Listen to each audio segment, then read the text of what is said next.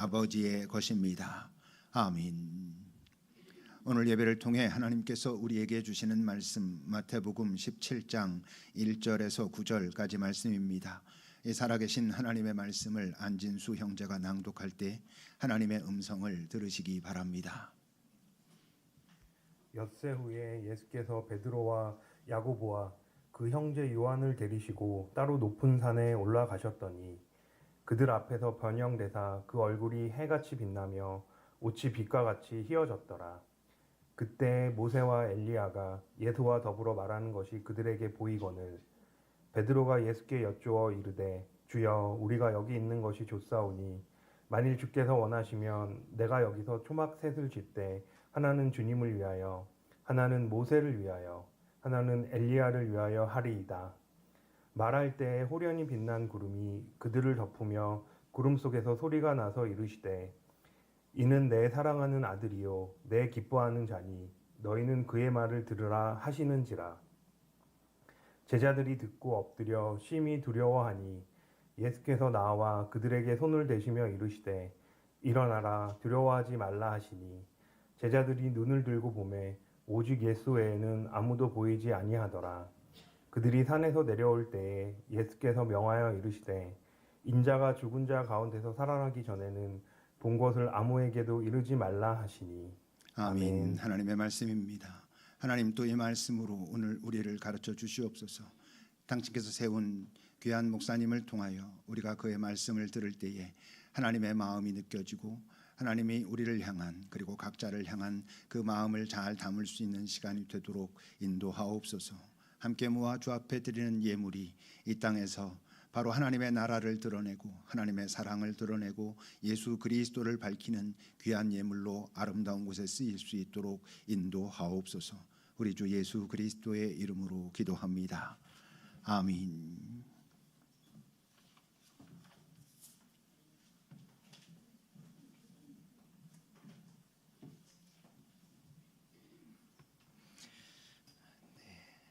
오랜만에 또 인사드립니다. 그동안 평안하셨죠? 네, 생각해보니 이렇게 돌아보니 이 자리에 서서 여러분께 이렇게 오랜만에 인사드리는 것, 또 새롭게 인사드리는 것이 몇 번째인지 모르겠습니다. 이제 그 인사는 그만하고요. 여러분 곁에서 가까이 지내면서 인사하고 싶습니다. 다들 아마 저희 30일 피정이 어땠는가 궁금해 하실 것 같습니다. 어떤 분들은 박창영 목사가 한 달 내내 기도하고 왔다는데 얼마나 변했을까나, 그리고 설교는 좀 달라졌을까, 피정이란 것이 과연 효과가 있는 것인가 이렇게 생각하며 마치 흑백 요리사의 심사위원처럼 앉아 계신 분들도 있을 것 같습니다. 사실 처음에 들어갔을 때요 좀 당황했습니다. 말씀의 집 거기 도착할 때쯤에 굴다리 3개를 지나거든요. 하나씩 지날 때마다 마치 30%, 60%, 90% 속세와의 인연이 끊겨지는 느낌을 받았습니다. 그렇게 도착했더니 사무실 자매님이 아주 조그마한 목소리로 목사님 핸드폰하고 차키를 주십시오 이러는 거예요. 그래서 핸드폰은 원래 놓고 갔고요. 차키를 내어드렸습니다. 그리고 제 방을 딱 들어가니까요. 마치 25년 전 군대 입대할 때가 생각이 나더라고요. 이렇게 한 달을 이 안에서 보내야 한다니 왠지 모를 불안감이 저를 덮쳐왔습니다.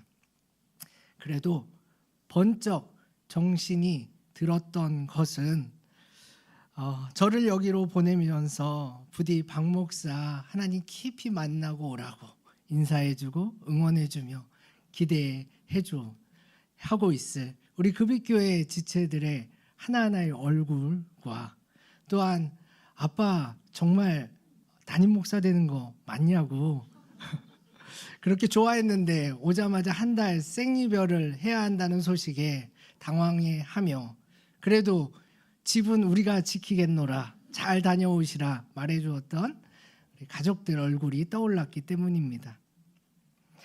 피정 일정은 단순했습니다. 하루 5번 기도, 기도 준비 15분, 60분 본기도, 그리고 기도 성찰 15분 있었고요. 식사는 아침, 점심, 저녁에 30분씩 있었습니다. 그리고 점심 전에 예배 한 번이 있었고요. 그리고 저녁 전에 그 기도 면담 30분, 그리고 1시간 정도 강의가 있었습니다. 물론 면담 이외에 거의 모든 시간은 침묵이었습니다. 같이 들어온 사람들이 있었는데요. 같이 들어온 사람들과 눈도 마주치지 말라고 그렇게 경고를 주시더라고요. 피정에서 요구하는 바는 명확했습니다. 하나님만 생각하라는 것이죠. 하나님만 바라보고 하나님과 대화하며 하나님하고만 걷고, 그리고 심심하다? 그럼 하나님과 놀아라. 그런데 어디 뭐 그게 쉽겠습니까? 온갖 생각들, 걱정과 염려들, 그리고 여기서 마무리하지 못했던 일들이 저를 괴롭혔습니다. 근데 그때마다 이창현 목사님께서 해주신 말씀이 떠올랐습니다. 일주일은 좀 힘들다. 근데 일주일쯤 지나면 정리가 될 것입니다. 될 것이다. 근데 정말 신기하게도 한 어느 정도 시간이 흐르니까 마음의 정리가 되었습니다. 그런데 그때부터는 그 반복되는 일상이 여기 만만치가 않았습니다. 기도 중에 어떨 때는 무언가 주시는 것 같아서 감사할 때도 있었지만, 또 어떨 때는 아무것도 보이지 않고 느껴지지 않은 채 1시간을 보내야 했거든요. 또 어떨 때는요, 이 정도면 정말 충분히 하나님과 누렸다, 대화했다, 은혜도 받았다. 근데 왜 알람이 울리지 않을까? 혹시 내가 잘못 맞춘 거 아닐까?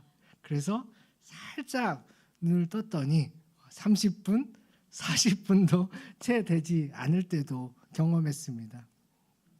나중에 이야기 들어보니까요, 누구는 3주차쯤 되니까 그 4층 자기 방 창문에서 뛰어내리고 싶었다.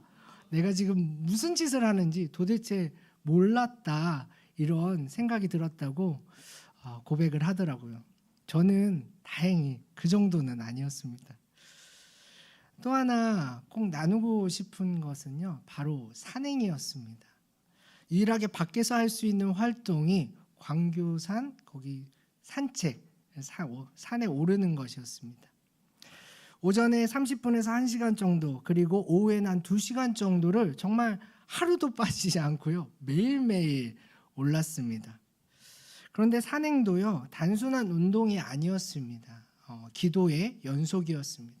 하나님께서 미리 마련해 두신 그 자연 속에서 그 자연을 보며 감탄하면서 또 하나님과 대화하면서 다녔습니다. 근데 신기하게도 하나님과 그렇게 대화를 하면서 다니다 보면 기도에서 풀리지 않았던 그런 의문들이 깨달음으로 오기도 했습니다. 이 정도로 해서요, 저의 30일 피정을 짧게 보고 드립니다. 어떠신가요? 저 잘하고 온 느낌이 드시나요? 다행이네요.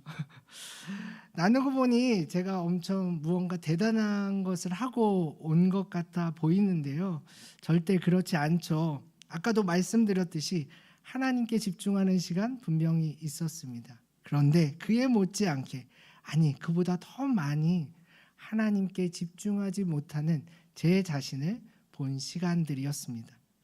그러나 한 가지 분명하게 말씀드릴 수 있는 것은요, 가장 큰 은총이라고 자부할 수 있는 것은 그 모든 시간 안에서 하나님은 저에게 집중해 주셨다는 사실입니다. 그런데 이런 은혜가 거기 있던 저만 해당되는 것이 아니죠. 하나님께서 그곳을 특별히 사랑하셔서 부어주신 은혜도 아닙니다. 하나님은 언제나 우리 모두를 집중하고 계십니다. 하나님은 언제나 우리 모두에게 말씀하고 계십니다. 다만 사는데 바빠서 많은 걱정과 염려들로, 그리고 분주함 때문에, 또한 요즘에는 스마트폰, 유튜브, 넷플릭스 드라마 보느라고 즐길 거리가 너무나 많아서 내게 집중하시고 내게 말씀하시는 하나님을 놓치고 있을 뿐이죠. 이런 관점에서 저의 피정을 한 문장으로 요약해 드리면 바로 길 위에서 길을 잃은 시간이었다고 할 수 있습니다. 길을 잃었더니요, 제 길이죠. 제 길을 잃었더니 큰일 날 줄 알았는데 그게 아니었습니다. 길을 잃었더니 오히려 보이지 않던 사랑과 은총을 볼 수 있게 되었고, 또 그냥 지나쳐온 수많은 소중한 것들을 다시 누릴 수 있게 되었습니다. 오늘 본문에서 예수님은 베드로, 야고보, 요한을 데리고 산에 오르십니다. 1절인데요. 엿새 후에 예수께서 베드로와 야고보와 그 형제 요한을 데리시고 따로 높은 산에 올라가셨더니. 왜 세 사람만 따로 부르셨을까요? 많은 이유를 추측해 볼 수 있으나 특별 대우는 아니셨겠죠. 오히려 우리에게 무언가를 가르쳐 주시기 위함이 아니었을까 싶습니다. 저는 그 중에 하나를 이렇게 말씀드리고 싶습니다. 신앙의 여정에서요, 분명히 그리고 반드시 신앙의 공동체를 함께 이루어야 합니다. 그런데 따로의 시간, 따로의 관계도 필요합니다. 그리고 하나님과의 둘만의 시간도 필요합니다. 여러분도 한번 여러분의 답을 찾아보시기 바랍니다. 본문으로 돌아와 산에 오르셨는데 그냥 산이 아닙니다. 높은 산이라고 나와 있습니다. 어떤 산이었을까요? 학자들은요, 아마 갈릴리 최북단에 위치한 헬몬산이 아니었을까 조심스럽게 추측을 합니다. 왜냐하면 그 산을 제외하고는요, 갈릴리 주변에 그렇게 높은 산이 없대요. 사진을 한번 보여주시죠. 저기 보이는 산, 저 산이 바로 헬몬산, 그 뜻도 거룩한 산입니다. 제가 올랐던 광교산 높이가 580m 정도라 하더라고요. 헬몬산은요 2800m입니다. 한라산 높이가 한 2000m 정도 되니까요, 정말 오르기에 만만치 않은 산입니다. 꼭대기까지 가셨는지는 모르겠으나 한나절 이상은 올라가시지 않았을까 싶습니다.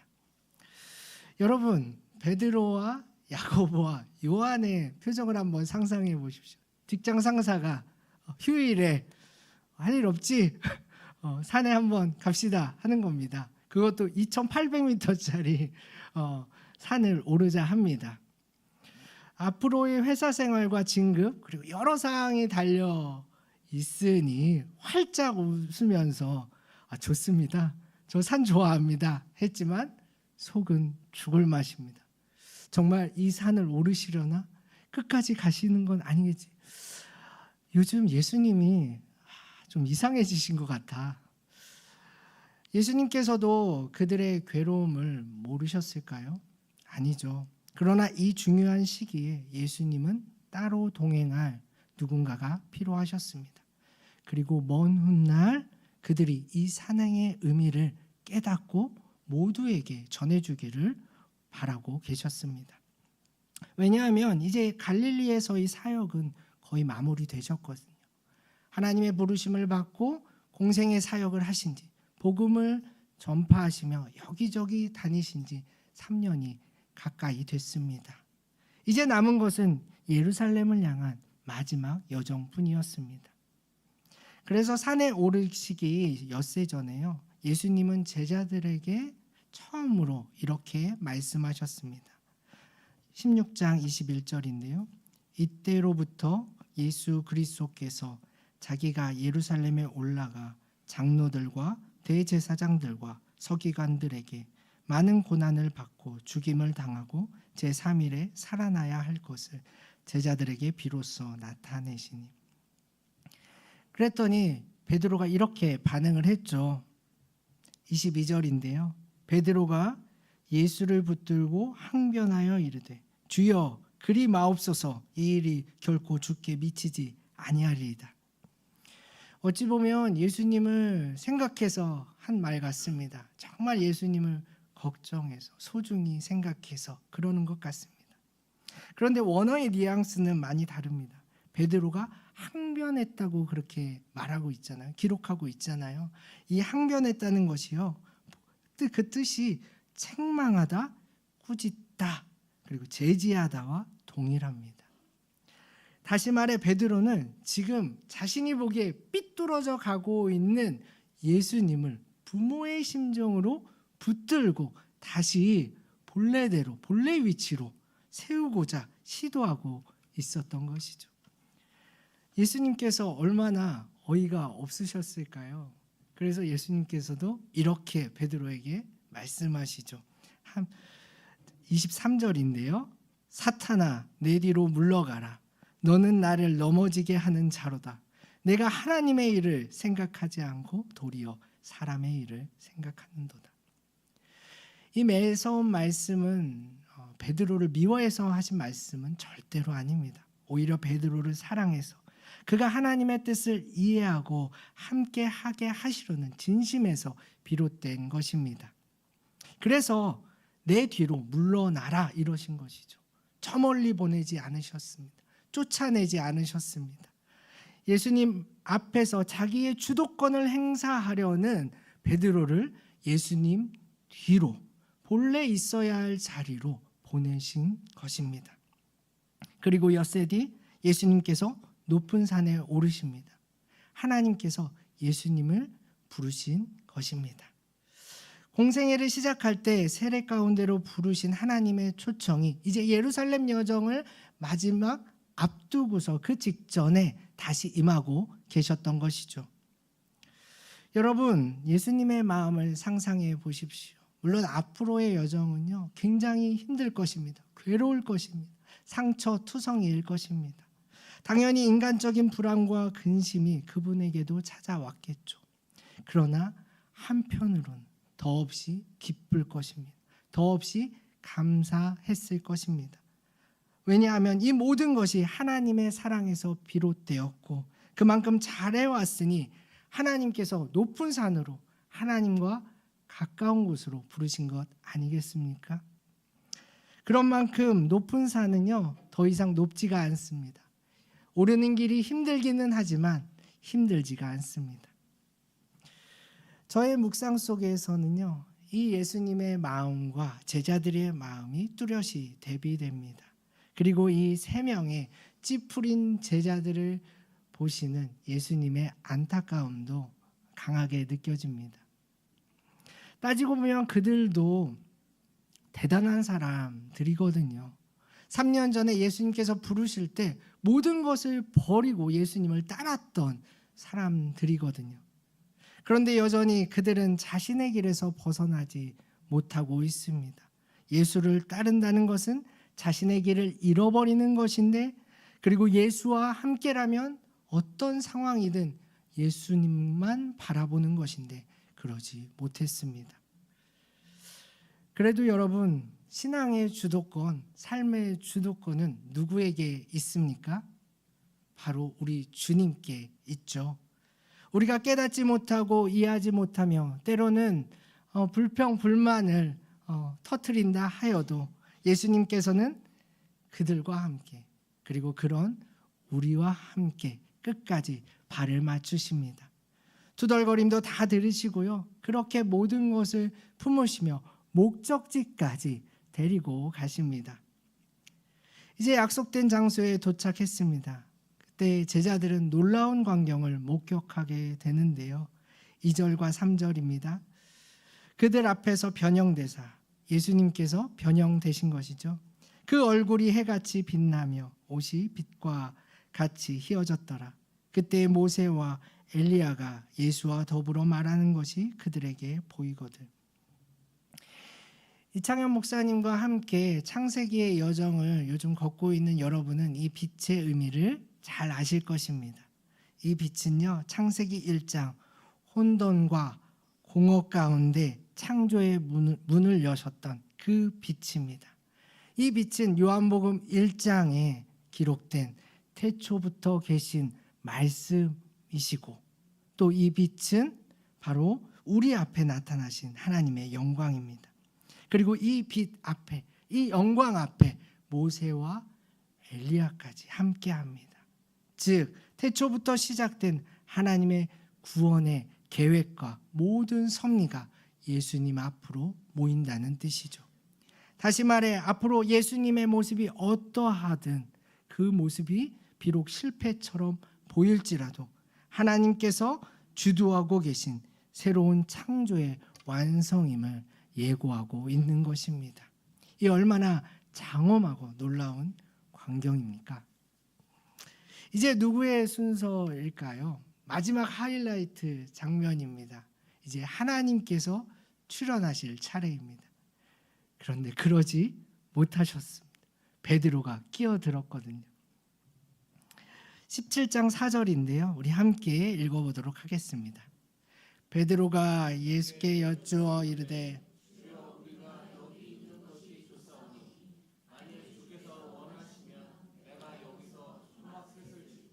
하나는 주님을 위하여, 하나는 모세를 위하여, 하나는 엘리야를 위하여 하리이다. 오, 갑자기 철이 든 것 같습니다. 누가 들어도 굉장한 신앙의 고백을 합니다. 그러나 세복음서 모두 공통되게 이야기하고 있는 것은요, 그들의 마음에 두려움이 가득했다고 합니다. 그리고 그 한 말도 자신이 무슨 말을 한지도 모른 채 그렇게 터져 나왔다고 합니다. 그런데 이것을 뒤집어 생각해 보면요, 가장 솔직한 심정이 나온 것이 아닐까 싶습니다. 이왕 따르는 것, 기적과 영광이 가득하면 좋지 않습니까? 이왕 따르는 것, 누구도 누려보지 못한 은혜가 가득하면, 더 많이 받으면 좋지 않습니까? 결국 베드로는 예수님을 통해 본인이 얻고 싶은 그 영광, 그 기적을 이렇게 고백한 것입니다. 하나님께서도 답답하셨겠죠. 그래서 5절을 한번 보시겠습니다. 맨 앞에 뭐라고 나와 있나요? 말할 때 이렇게 나와 있잖아요. 이 말할 때가요, 이게 다시 좀 해석해 드리자면 베드로가 말하는 중간에, 말을 끝내기도 전에 하나님께서 나서신 것입니다. 저는 이 장면에서 자꾸 웃음이 납니다. 하나님이 어떤 분이십니까? 하나님은요, 참고 참는데, 기다리고 기다리는데 이골이 나신 분 아닙니까? 그런데 예수님의 영광을 자기식대로 해석하고 자기 좋은 대로 표현하는 그 고백 앞에서는 못 참으신 겁니다. 그래서 그의 말이 끝나기도 전에 이렇게 선언하시죠. 5절입니다. 말할 때 호련히 빛난 구름이 그들을 덮으며 구름 속에서 소리가 나서 이르시되 이는 내 사랑하는 아들이요 내 기뻐하는 자니 너희는 그의 말을 들으라. 제 작은 생각에는요, 마지막 당부 말씀 너희는 그의 말을 들으라, 이거는 애초에 계획에 없으셨던 것 같습니다. 왜냐하면 세례 때도 이는 내 사랑하는 아들이요 내 기뻐하는 자다, 여기까지만 하셨거든요. 그런데 하나님께서도 도저히 안 되겠다 싶으셔서 한 말씀을 더 붙이신 거죠. 이는 내 사랑하는 아들이다, 내 기뻐하는 자다. 그러니 얘들아, 제발 너희 생각대로, 너희 좋은 대로 가지 말고 그의 생각대로, 그를 이해하면서 그의 길을 따라가라. 이 하나님의 음성에 예수님의 마음은 어떠셨을까요? 아주 큰 위로를 받으셨고 또 자신이 가는 그 길에 대한 확신을 다시 한번 느끼셨습니다. 그분은 더 이상 고개를 하늘에 두지 않으십니다. 하늘에서 땅으로요, 영광에서 현실로, 산 위에서 산 아래로 향하십니다. 그리고 그 순간 예수님께서는 하나님께서 나를 왜 헬몬산 위로 부르셨는지 깨닫게 됩니다. 이스라엘 최북단 헬몬산 위에서요, 남쪽을 바라본다고 여러분 상상해 보십시오. 바로 갈릴리가 보입니다. 그리고 그 너머는 어렴풋이 사마리아 땅이 보입니다. 그리고 그 너머는요, 보이지는 않지만 무엇이 있습니까? 예루살렘이 있습니다. 그렇습니다. 하나님께서는 지금부터 예수님께서 걸어가셔야 할 그 구원의 마지막 완성의 퍼즐을 함께 보고 싶으셨던 것입니다. 이제 예수님의 차례입니다. 내려가셔야 합니다. 그런데 우리 예수님께서는요, 본인 홀로 내려가지 않으십니다. 7절과 8절인데요. 하나님께 한 소리 듣고 바짝 엎드린 제자들에게 먼저 다가가십니다. 그리고 따뜻한 손을 내밀어 주시고요. 그들을 일으켜 세워 주십니다. 그리고 아주 부드러운 음성으로 두려워하지 말라 말씀하십니다. 제자들의 눈에는 더 이상 빛나는 예수님이 보이지 않습니다. 모세와 엘리야도 사라졌고요. 하늘의 소리도 들리지 않습니다. 그러나 우리는 알고 있습니다. 제자들은 이제부터 진짜 빛나는 영광이 무엇인지 산 아래로 내려가시는 예수님을 통해 보게 될 것입니다. 저도 피정을 마치고요. 광교산 아래로 내려왔습니다. 예수님을 따라 내려왔다고 생각합니다. 그곳에서 오직 주님만 생각하며 있었던 그 귀한 그 시간들 물론 귀하지만 이제는 급입교회 공동체 안에서 여러분과 함께 지내며 여러분 안에 역사하고 계신 그 하나님, 그리고 그 하나님의 영광을 보고 싶습니다. 경험하고 싶습니다. 나누고 싶습니다. 여러분은 어떠십니까? 이 예배의 자리는 어떤 의미에서요, 산 위의 자리입니다. 아침 일찍 분주하게 움직이시면서 이 자리로 나오셨잖아요. 어떤 분들은 기대를 가지고 나오셨을 것이고, 또 어떤 분들은 습관처럼 나오신 분도 있을 것입니다. 또 어떤 분들은, 또 어떤 친구들은 누구누구 때문에, 부모님 때문에 끌려 나온 사람도 있을 것입니다.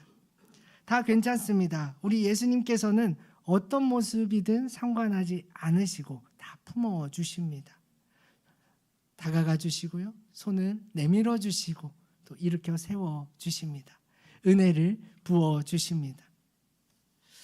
이제 모두들 이 시간이 끝나면 다시 산 아래로 내려가실 것입니다.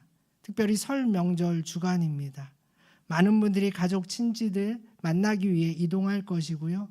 또 오랜만에 안부를 물으며 풍성한 식사를 나눌 것입니다. 그런데 그 시간들이요, 마냥 좋지만은 않을 것입니다. 긴 이동에 피곤할 것이고 서로의 말이 거칠어질 수도 있습니다.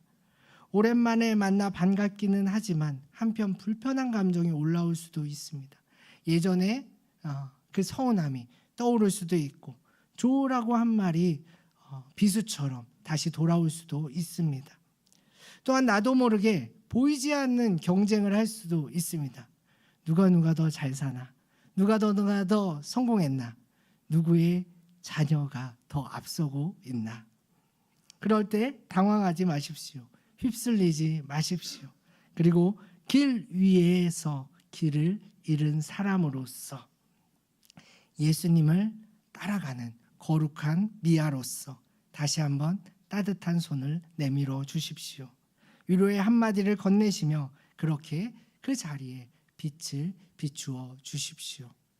여러분을 통해 하나님의 무한하신 영광이 해같이 빛날 것임을 저는 확신합니다. 기도하겠습니다.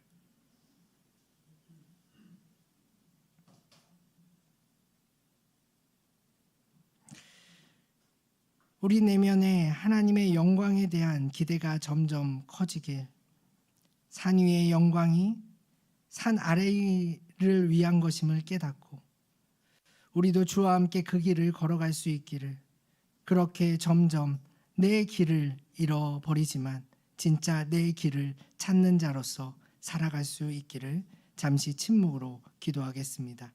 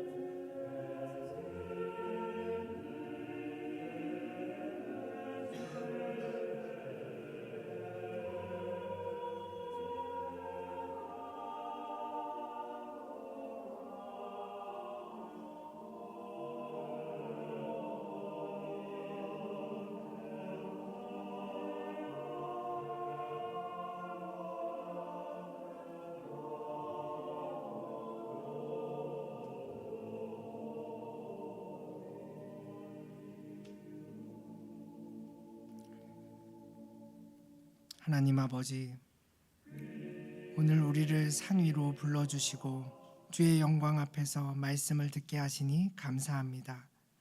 하나님의 사랑을 확신하며 하나님의 구원을 이루고자 나아가신 예수님처럼 우리도 사랑을 확신하며 우리에게 허락하신 만남과 관계 속에서 화해와 평화를 이루게 하옵소서. 설 명절 주간입니다. 많은 가족들과 함께하는 지체들도 있지만 홀로 둘이 소박하게 보내는 지체들도 있을 것입니다. 어떤 상황이든 어떤 모습이든 주와 함께 기쁨 가득한 시간 보내게 하옵소서. 빛 대신 주 예수 그리스도의 이름으로 기도드립니다.